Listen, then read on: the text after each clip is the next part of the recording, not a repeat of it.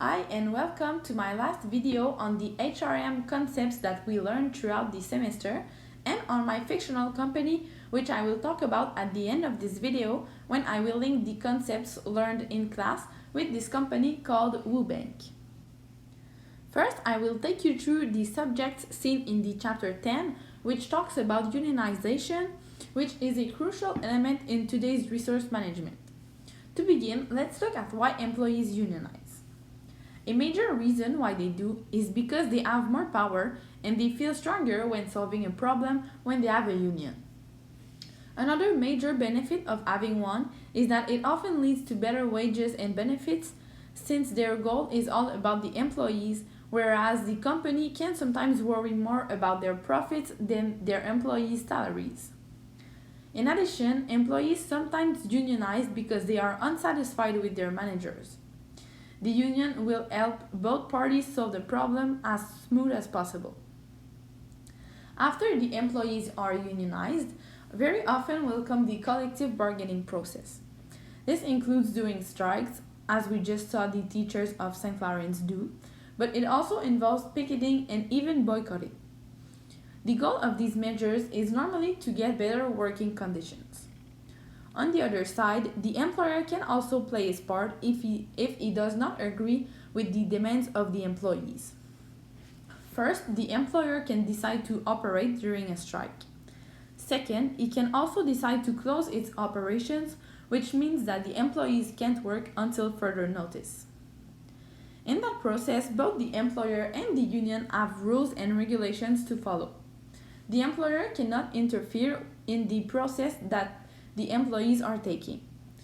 He also can't threaten or discipline employees because they want to form or because they work with a union.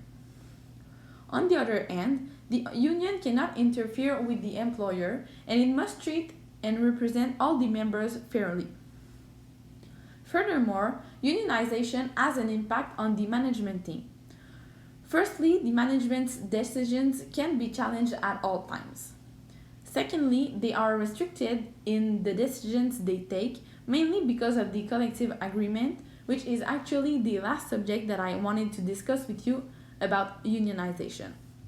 This is the official document that contains the terms of employment for the employees, which is signed by both the union and the employer. So now I will talk to you about the concepts seen in the chapter 11, which is about international HRM. First, there are many company types for different international activities. For example, there is the multinational, which is a company that has investments in other countries, but which does not sell the same products in every country they do business in. There are also international companies which basically import and export their products in other countries, but they don't have any investments in these countries.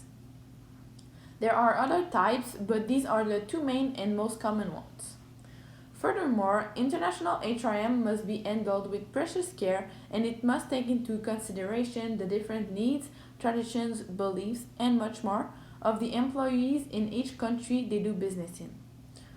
Some values are more important in a certain country, which might change the employees' needs and preferences for the holidays, for example. Moreover, globalization is one of the main causes of the need for international HRM and recruitment. These are especially complicated because of the distance that can separate the international office from the headquarters. The different employees that can be selected to work in an international location are expatriates, host country nationals, and third country natives. All of them have different advantages, and the mix of the three is what makes the best teams. When potential candidates for an international job are interviewed, it is crucial to look not only for their skills and abilities, but also for their ability to adapt to the country's culture and to the different languages that they can understand, speak, and write.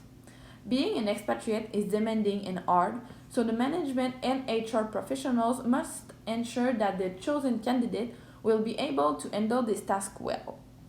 Lastly, international employees must be treated just as well as the home country employees, and that includes salary, benefits, and recognition. Now let's jump into the second part of this video, in which I will take you through how we operate at WooBank in relation to the last subjects that I just talked about. First, we are not unionized, and the percentage of financial services and insurance workers that are unionized is very low.